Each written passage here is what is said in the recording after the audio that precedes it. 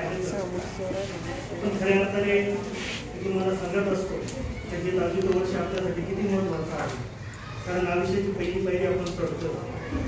त्यासाठी आपल्यामध्ये कशा प्रकारे बदल झाला पाहिजे, का गरजेचं आहे याच्या संदर्भात सर आपल्याला फक्त 10वीच्या वर्गासाठी मार्गदर्शन करणारे शांततेत ते विचार आहेत आणि आपल्यामध्ये तो बदल कसा होईल याचा प्रयत्न आपण करायचा.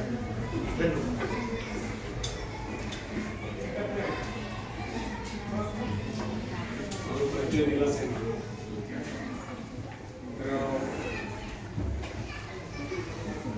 आता मी तुमच्याशी जो विषय बोलणार आहे की आपण सफलता की चित्रपट बोलतो, जिथे आत्मनिर्भर बनण्यासाठी मी बोलणार आहे. आत्मनिर्भरतेचा अर्थ तुम्हाला माहिती आहे.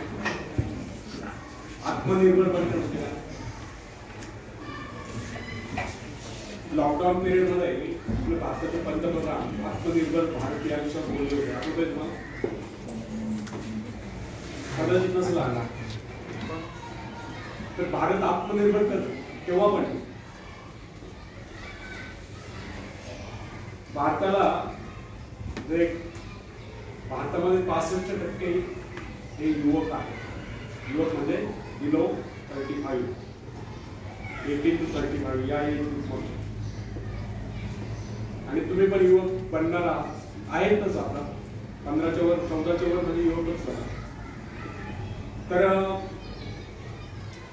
जेव्हा भारतातील प्रत्येक युवक युवती ही आत्मनिर्भर बनेल तेव्हाच खऱ्या अर्थाने भारत आत्मनिर्भर बनू शकेल. तर आत्मनिर्भरतेचा अर्थ तुम्हाला सांगता येईल का तुम्हाला? आत्मनिर्भर बनणं म्हणजे काय? आपण याच्या त्याच्यावर अवलंबून न राहता स्वयंनिर्भर होणं यालाच आत्मनिर्भरता म्हणतो. समजलं का?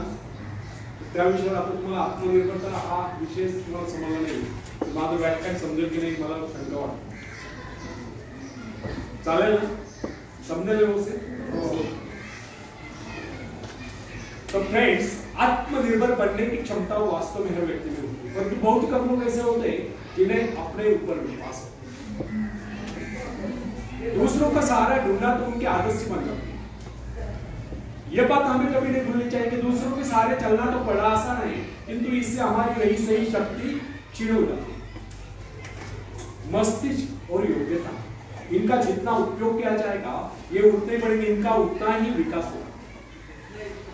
ये गुणमान है कि अपने आप कुछ करने की बात तो जैसे इन लोगों के मन में आती है. कुछ लोग अपने आप एक ही काम करते रहते हैं, वह है अपने बदनसीबियों का रोना रोना या दूसरों के आंसू कर उनके गुणगान करना. ऐसे लोग जिन्हें सदा दूसरों के बल पर विश्वास होता है वे केवल पिछलों की संज्ञा पाकर निंदा के पात्र बने रहते हैं. ऐसे लोग अपने आंतरिक शक्तियों का भी लाभ लेते हैं. फ्रेंड्स, यह न समझना आप यदि जन्मजात नेता नहीं है तो इसे रहो. जन्मजात कौन क्या होता है? कोई महान नहीं होता, कोई वैज्ञानिक नहीं होता है, बल्कि एक अबोध बालक जन्म के बाद अपने में ऐसी शक्ति पैदा करता है जिसके सहारे वो अपने व्यक्तित्व की एक अलग पहचान बना लेता है. इतिहास में ऐसे बहुत से लोग हुए जिनमें नेतृत्व करने की योग्यता नहीं, फिर भी वे अपने प्रयत्नों से, अपने परिश्रम से, अपनी योग्यताओं का विकास करके महान नेता हुए. नेता वही होता है जो किसी पर निर्भर हो, जिसमें नेतृत्व करने की क्षमता हो, जो दूसरों के विचारों का सहारा लेना आवश्यक न समझता, उसमें स्वयं सोचने और अपने कार्यक्रमों को स्वयं निर्धारित कार्यान्वित करने की क्षमता हो. लोगों की संख्या बढ़ाकर भीड़ के बीच में चलना तो कोई बड़ी बात नहीं.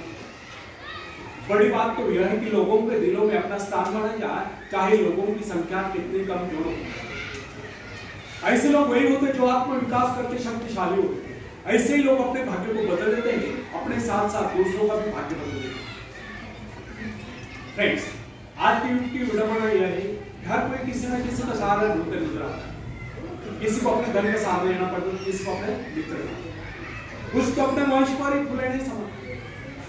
ऐसे तो बहुत कम लोग होते जिन्हें अपने ऊपर पूरा विश्वास है. दूसरों की शक्ति पर जीने वालों का एक मनोज्ञ नियम ही होता है कि ऐसे लोग सदैव किसी न किसी को दोषी ठहराकर अपना पक्ष बचाने के अवसर ढूंढा करते हैं. वास्तविकता यह है कि इस प्रकार की आदत कायर प्रवृत्ति की परिचय है. आत्मनिर्भर बनिए, आत्मनिर्भर बनने की आदत डालिए.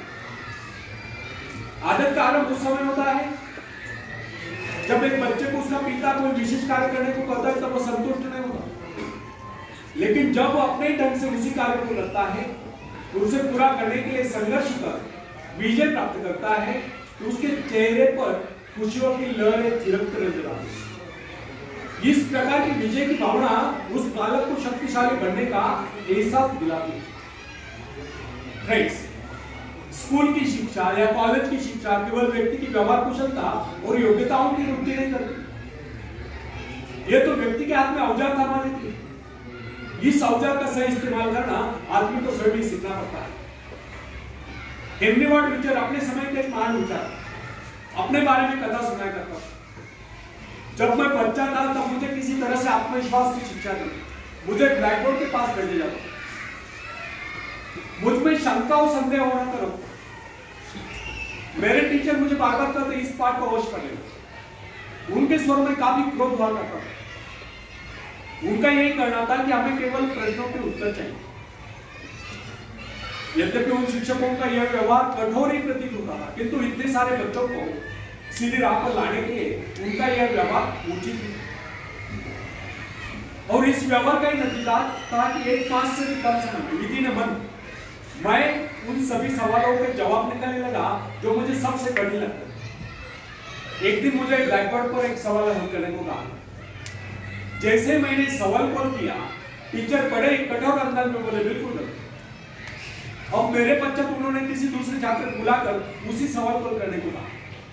उसने उसी तरीके से सवाल कॉल किया जिस तरीके से मैंने किया था। मेरा उसका जवाब एक था। फिर टीचर उसकी पीठ थपथपाकर बोले, शाबाश, तू तो इस सवाल कॉल करने में सफल हो गया। अब मुझसे रहा नहीं, मैंने तुरंत ही खड़े होकर पूछा, सर यदि इसका मेरा जवाब है सुलझाने का तरीका है, फिर आपने मुझे डांट कर गलत क्यों कहा? तब टीचर बोले, यह बात तूने पहले क्यों नहीं की जब मैंने तुझे गलत कहा? फ्रेंड्स, केवल पाठ को याद करने से कोई मतलब नहीं। हमारे भीतर यह दृढ़ विश्वास होना चाहिए कि जो कुछ हमने याद किया उसे कोई काट नहीं सकता। इसे ही आत्मविश्वास करता है। और जिनमें यह आत्मविश्वास होता है वही तर्क कर सकता है, वही बस यानी कि चर्चा कर सकता है। लेकिन जिसे स्वयं अपने ऊपर ही विश्वास न हो, वो क्या करता है? उसके तो अच्छे कार्यों को भी अगर हमने गलत कहा तो उसे यही समझ लेना होगा, हो सकता है वो गलत हो। फ्रेंड्स, मनुष्य को भ्रम होता है कि अकेले काम करने से अच्छा किसी दूसरों की सहायता लेकर काम करना, लेकिन अपने ऊपर विश्वास करके पूरी लगन से अगर कार्य को किया जाए तो उसमें सफल होने की आशा 2 गुनी हो जाती है। हर महत्वाकांक्षा का अर्थ होता है अपनी शब्दों का परिश्रम, लेकिन दूसरों की नकल करने, दूसरों पर निर्भर रहने से व्यक्ति में दुर्बलता ही तो आती है। शक्ति तो हमारी स्वयं की मेहनत करने से आती है। अखाड़े के पास बैठकर हम अपने शरीर को शक्तिशाली नहीं बना सकते, या दूरदर्शन पर एक्सरसाइज प्रोग्राम देखकर हम अपने शरीर को तंदुरुस्त नहीं बना सकते। इसके लिए हमें स्वयं ही व्यायाम करना होगा, स्वयं ही एक्सरसाइज करना। फ्रेंड्स, यदि आप जीवन में सफलता चाहते हैं तो इसके लिए आपको स्वयं ही प्रयास करना होगा, स्वयं ही उस रास्ते पर चलना होगा जो आपको उन्नति को ले जाता है। और वो रास्ता है आत्मविश्वास। अपनी शक्ति को पहचान कर ही आप सफलता प्राप्त कर सकते हैं, या अपनी योग्यताओं को पहचान कर आप सफलता प्राप्त कर सकते हैं। मगर यदि आप ये सोचते हो कि संसार में कोई दूसरा व्यक्ति काम कर रहे और सफलता हमें प्राप्त हो, तो ऐसे कैसे कर सकते? जो लोग बच्चों को इस प्रकार जीवन क्षेत्र में उतरना चाहते हैं, वे बिना किसी संघर्ष के, बिना कोई कष्ट उठाए आगे बढ़े, तो वे उनकी राह में कांटे बिछाते हैं। संतान को ऐसा बनाना कि वह किसी भी प्रकार के संघर्ष का सामना करने में अयोग्य हो, तो इसका सीधा अर्थ यह हुआ कि वे लोग अपनी संतान का भविष्य शुरू से बिगाड़ते। संतान को सुख और ऐश के झूले में झुलाने वाले माँ बाप संतान के सबसे बड़े दुश्मन होते हैं। दूसरों की तो छोड़ो, उसे स्वयं को पहुंचाने की जहमत या स्वयं को पहुंचाने की कष्ट भी उठाने नहीं देते। बच्चों को भी समझना चाहिए, स्वर्ग जाने के इच्छुक को स्वयं ही मरना पड़ता है। स्वर्ग वही जाएगा जो मरेगा, दूसरा कोई नहीं कर सकता। इसी प्रकार जीवन का सच्चा आनंद वही पाएगा जो अपने आत्मा की शक्ति को पहुंचा।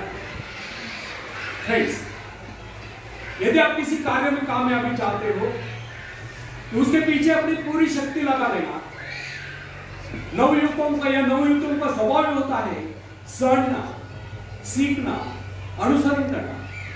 लेकिन अगर उनके अभिभावकों द्वारा या माँ बाप के द्वारा बचपन से ही सारे इशारा देकर उन्हें जीवन संघर्ष के लिए हतोत्साहित किया गया हो, निराश किया गया हो, तो इसका परिणाम ये निकलता है कि वे अकेले चलना भूल जाते। उनकी हालत पैसा के ऊपर चलने वाली हो जाती है, फिर तमाम उम्र वे बिना किसी सहारे के चले नहीं पाते। इसलिए फ्रेंड्स, यदि जीवन में कुछ करना चाहते हो, कुछ बनना चाहते हो, तो अपनी सहायता स्वयं करो। किसी की सिफारिश या प्रभाव से आगे बढ़ने के प्रयत्न आपको भविष्य पर रोज करते।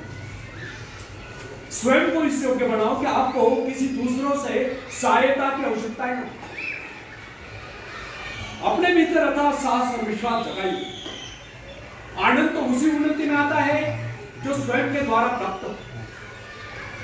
दूसरों के भरोसे उनकी सहायता से आगे बढ़कर अपने को अपंग बनाने का क्या उपाय हो सकता है? इससे तो मनुष्य की अपनी सारी शक्तियां दम तोड़ देती, अपनी बुद्धि कुंद हो जाती है। जो दूसरों की सहायता का मोहताज बना रहता है, जो अपना हाथ तक नहीं ला सकता, वह क्या कर सकता है? वह जीवन भर दूसरों का मोहताज बना रहता है। ना उनमें आत्मविश्वास आता है, ना वे स्वयं के भरोसे आगे बढ़ पाते हैं। उनका तो भविष्य ही अंधकार में होता है।